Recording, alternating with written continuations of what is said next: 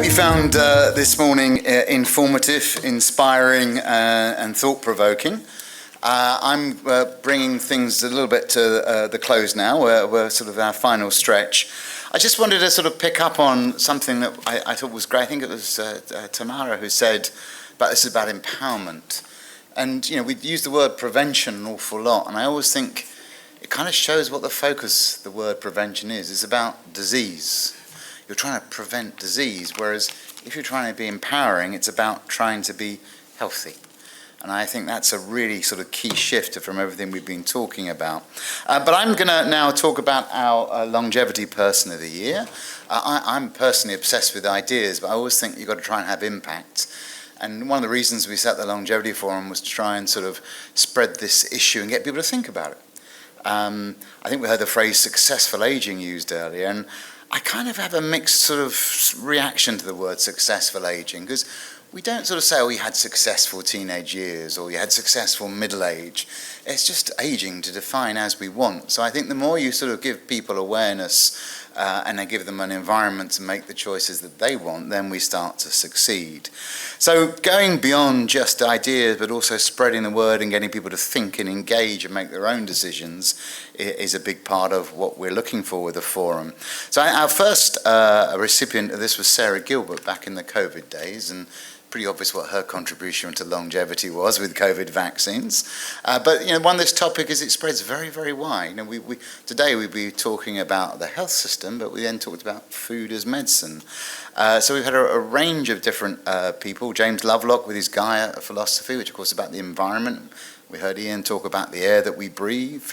Dan Butner last year with the Blue Zones, along with the sort of more typical, Peter Attia and David Sinclair with their very big focus on the science and the fitness of aging.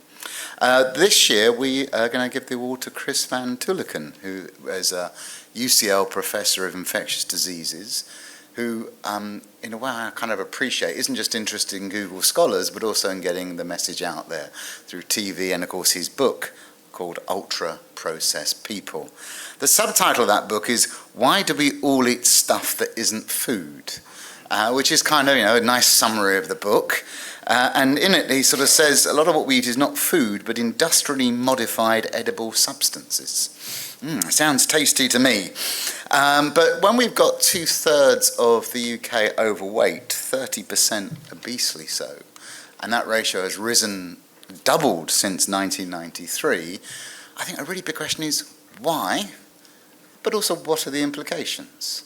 There's a sort of, it's not quite so straightforward that obesity is necessarily terrible for health. There's a whole bunch of different evidence. But of course, when you look at the rise of the GLP-1 drugs and their ability to reduce obesity, for the first time, I think, at least in sort of modern history, obesity's fallen in the United States this year because of presumably the GLP-1 drugs. And the share price of a lot of food companies has been falling in response to the success of GLP-1. But I think what's sort of really interesting is I kind of think about a first longevity revolution, which is getting everyone to have a reasonable expectation of living a long life. Global life expectancy is now over 70. That is truly a remarkable statistic. The average global citizen, when they're born, can now expect to live a long life. So a second longevity revolution is about changing how we age. And that's sort of thinking things very differently. And again, for most of human history, calories have been scarce. But we have now found an amazing way to produce cheap calories. But how do we adapt and adjust to this? And of course, that's really the heart of Chris's work. And really, sort of, there's two parts to it. The first is, what do we eat and what effect does it have on us in looking at ultra-processed food? But secondly, what are the incentives for the food industry and the manufacturing sector? Because just as we heard John Bell and David Pryor and others talk about a health system that doesn't really have the incentives to keep us healthy, what about our food system? Do we have a food industry that has the incentives to keep us healthy? So that's why Chris is the recipient this year.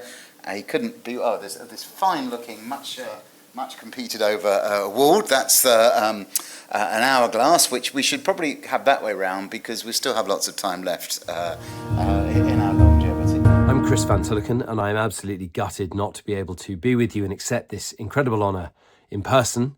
I want to start by thanking the Longevity Forum, the trustees, and of course the co-founder, Andrew Scott, for giving me this award.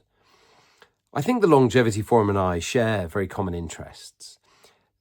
There is a tension when it comes to population health and longevity between economic development and my area of academic interest, which is what we call the commercial determinants of health, how big industrial sectors affect human life and human longevity. To shift the populations of low-income countries to that of, say, America requires economic development and gives you a life expectancy gain of around 2 decades, roughly. To get from America to a Switzerland or a Japan, or to get from, an average America to the very best bits of America, to the places in America with the longest life expectancy, buys you just a few years. So economic development is unquestionably coupled to human health and human longevity. And yet, with that economic development, or perhaps we might better say the engine of that economic development, is a set of industries that are profoundly harmful to human health and to planetary health.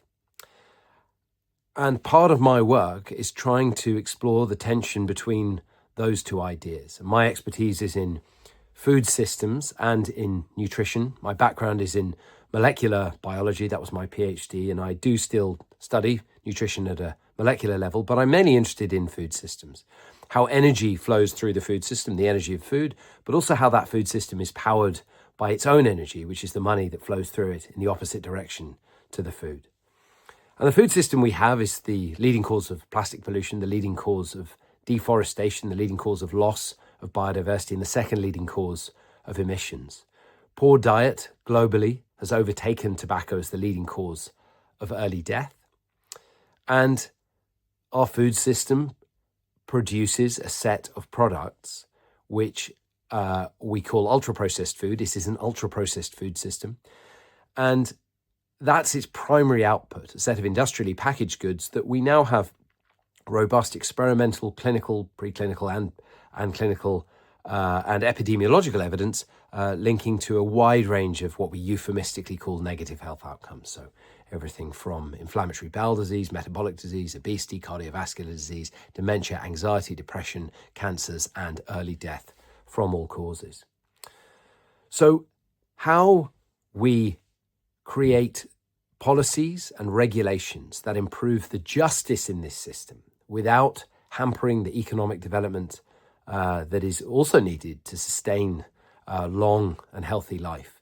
That's really the focus of a lot of my work.